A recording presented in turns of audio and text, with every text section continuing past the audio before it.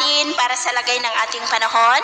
ngayong tanghali po ng November 13, 2023 na kung saan sa ngayon po ay patuloy pa rin natin na binabantayan ang dalawang LPA na nasa labas ng ating area of responsibility na consistent po ay pinapakita dito na posibleng maging isang bagyo ang dalawang ito this week na nananatili po na banta dito sa ating bansa, kaya atin pong babantayan dahil posible itong tatawid dito po sa ating kapuluan.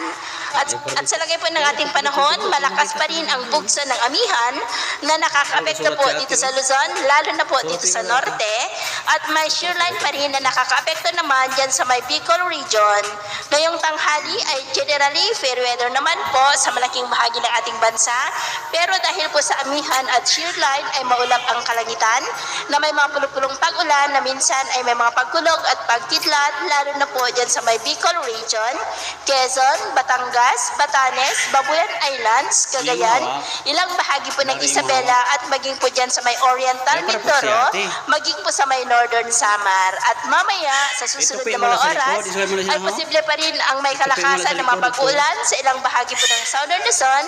Cagayan, ilang bahagi ng Isabela at maulap na kalangitan na rin with isolated light rains sa ilang bahagi ng Samar Provinces, Ormoc, Toledo, Bacolod, Capiz, Zamboanga Peninsula at ilang bahagi po ng Davao at Sorsogon, kaya mag-ingat pa rin po tayo sa mga banta po ng mga pagbaha at pagguho ng lupa.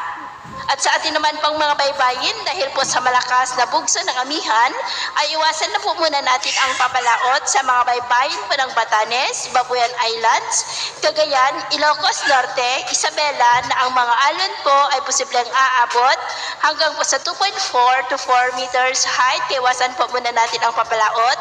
lalo na po dyan sa mga may kulay pula para po mas makaiwas sa mga sakunang pangkaragatan.